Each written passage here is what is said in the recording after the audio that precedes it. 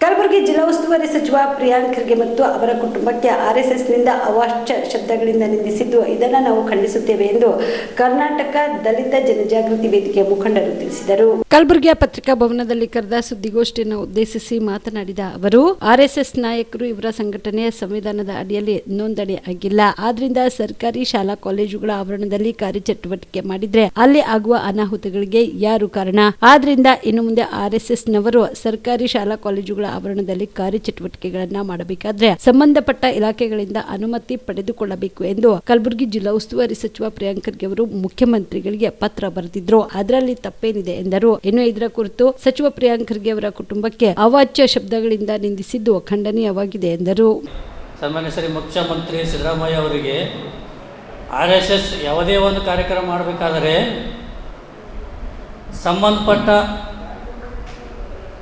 ಇಲಾಖೆಯಿಂದ ಪರ್ಮಿಷನ್ ತಗೊಂಡು ಅವರು ಕಾರ್ಯಕ್ರಮ ಮಾಡಬೇಕು ಅಂತಕ್ಕಂಥದ್ದು ಸನ್ಮಾನ್ಯ ಶ್ರೀ ಪ್ರಿಯಾಂಕ ಖರ್ಗೆ ಅವರು ಹೇಳಿದ್ದಾರೆ.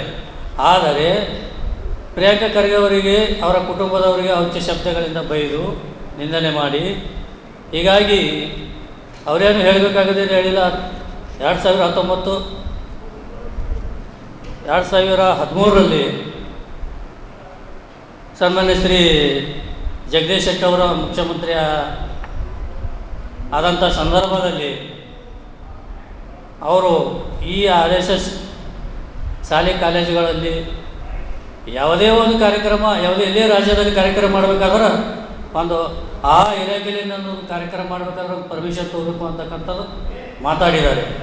ಆದರೆ ಸಚಿವರೇ ಈ ರೀತಿ ಮಾತಾಡಿದ್ದಾರೆ ಅಂತಕ್ಕಂಥ ಅದೇ ಒಂದು ದೊಡ್ಡ ಒಂದು ಇಶ್ಯೂ ಮಾಡ್ಕೊಂಡು ಇವತ್ತು ಸಚಿವರಿಗೆ ಜೀವ ಬೆದರಿಕೆ ಹಾಕೋದ್ರಲ್ಲಿ, ಸಚಿವರಿಗೆ ಕುಟುಂಬ ಬಗ್ಗೆ ಅವಾಚ್ಯ ಶಬ್ದ ಬೈಯೋದರಲ್ಲಿ ಈ ರೀತಿ ಕರ್ನಾಟಕ ದಲಿತ ಜನಜಾಗೃತಿ ವೇದಿಕೆ ರಾಜ್ಯ ಸಮಿತಿ ಹಾಗೂ ಜಿಲ್ಲಾ ಸಮಿತಿಯನ್ನು ಉಗ್ರವಾಗಿ ಖಂಡಿಸುತ್ತದೆ. ಅದರಂತೆ ಸುಪ್ರೀಂ ಕೋರ್ಟ್ ನ್ಯಾಯಾಧೀಶರಾದ JS ಗವಾಯಿ ಅವರು ಕೂಡ ಒಂದು ಕೋರ್ಟ್ ಆವರಣದಲ್ಲಿ ಅನ್ನು ಆ ನ್ಯಾಯಪೀಠದ ಮೇಲೆ ಆ ಗವಾಯಿ ಅವರ ಮೇಲೆ ಎಸೆದಿರುತ್ತಾರೆ. ಅದನ್ನು ಇವರ ಮನಸ್ಸು ಯಾವ ರೀತಿ ಇದೆ ಅಂತಕ್ಕಂಥದ್ದು ಸ್ಪಷ್ಟವಾಗಿ ಕಂಡು ಬಂದಿರುತ್ತದೆ. ಅದರಂತೆ ಈಗಾಗಲೇ ಮಧ್ಯಪ್ರದೇಶದ ಹೈಕೋರ್ಟ್ನಲ್ಲಿ ಡಾಕ್ಟರ್ ಬಾಬಾ ಸಾಹೇಬ್ ಅಂಬೇಡ್ಕರ್ ಅವರ ಮೂರ್ತಿಯನ್ನು ಅಲ್ಲಿ ಅಳವಡಿಸಬೇಕಂತ ಆ ಹೈಕೋರ್ಟ್ನಲ್ಲಿರ್ತಕ್ಕಂಥ ವಕೀಲರನ್ನು ದೇಣಿಗೆ ಮಾಡಿಕೆಸಿದ್ದು ಅದಕ್ಕೆ ಏನದ ಕುಂಡ್ರಿಸ್ಬೇಕಂತಕ್ಕಂಥದ್ದು ಒಂದು ಸಂದರ್ಭದಲ್ಲಿ ಅದು ಅನಿಲ್ ಮಿಶ್ರಾ ಅಂತಕ್ಕಂಥ ಒಬ್ಬವ ಇಲ್ಲಿ ಅಂಬೇಡ್ಕರ್ ಮೂರ್ತಿ ಕುಂಡ್ರಿಸಬಾರ್ದು ಅಂತಕ್ಕಂಥ ಒಂದು ಅಬ್ಜೆಕ್ಷನ್ ಮಾಡ್ತಾನೆ. ಇವನು ಮನಸ್ಸು ಯಾವ ರೀತಿ ಇದೆ ಅಂತಕ್ಕಂಥದ್ದು ತಾವು ಪತ್ರಿಕೆ ಮಾಧ್ಯಮದವರು ತಿಳ್ಕೋಬೇಕು. ಅದರಂತೆ ಈ RSSನವರು ರಾಷ್ಟ್ರಧ್ವಜ ಹಾಗೂ ಸಂವಿಧಾನವನ್ನು ಇವು ಯಾವುದನ್ನು ನಂಬಿರುವುದಿಲ್ಲ.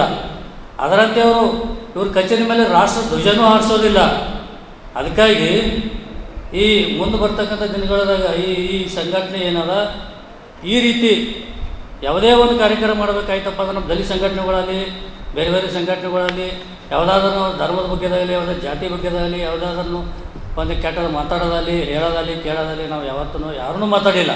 ಅದರಂತೆ ಕಾಮರೆಡ್ಡಿ ಆರ್ಥೋ ಮತ್ತು ಟ್ರಾಮಾ ಕೇರ್ ಆಸ್ಪತ್ರೆ ಕಲಬುರಗಿ ಡಾಕ್ಟರ್ SB ಕಾಮರೆಡ್ಡಿ ಹಾಗೂ ಡಾಕ್ಟರ್ ಪ್ರತಿಮಾ S ಕಾಮರೆಡ್ಡಿ ಸಾರಥ್ಯದಲ್ಲಿ ಕಳೆದ 11 ವರ್ಷಗಳಿಂದ ಸಾವಿರಾರು ರೋಗಿಗಳಿಗೆ ದಿನದ 24 ಗಂಟೆ ತುರ್ತು ಸೇವೆ ನೀಡಿದ ಶ್ರೇಯಸ್ಸು. ಆರ್ಥೋ ಚಿಕಿತ್ಸೆಗೆ ನುರಿತ ವೈದ್ಯರ ತಂಡ, neuro surgery, joint replacement surgery, interventional pain clinic, plastic surgery, facial maxillo surgery, ದಿನದ 24 ಗಂಟೆ ಲ್ಯಾಬ್ ಸೌಲಭ್ಯ, ದಿನದ 24 ಗಂಟೆ ಮೆಡಿಕಲ್ ಸೌಲಭ್ಯ, ಡಿಜಿಟಲ್ ಎಕ್ಸ್ರೇ, ದಿನದ 24 ಗಂಟೆ ಬ್ಲಡ್ ಬ್ಯಾಂಕ್ ಸರ್ವಿಸ್, ದಿನದ 24 ಗಂಟೆ ಆಂಬ್ಯುಲೆನ್ಸ್ ಸೌಲಭ್ಯ.